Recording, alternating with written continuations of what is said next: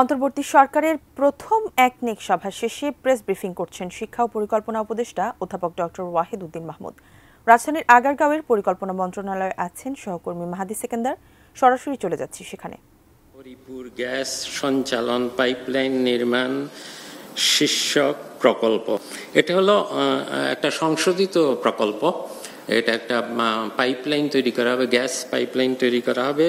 খুব সম্ভব মুন্সিগঞ্জ বা এই এলাকা কয়েকটা জেলা মিলে এই প্রকল্পটা প্রয়োজন এই কারণে যে এটাতে এখন তো গ্যাস না থাকলেও এলএনজি ব্যবহার করা হচ্ছে, কিন্তু অনেকগুলো বিদ্যুৎ কেন্দ্র জ্বালানির অভাবে চালু থাকছে না বা অচিরেই চালু থাকা কঠিন হবে।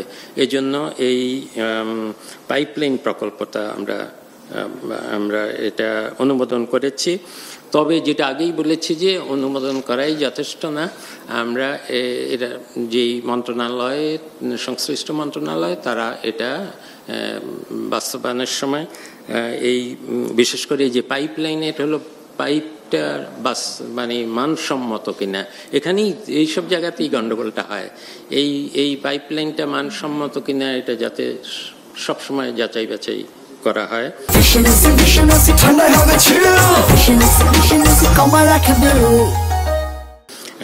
এই নজরদারিগুলো থাকবে।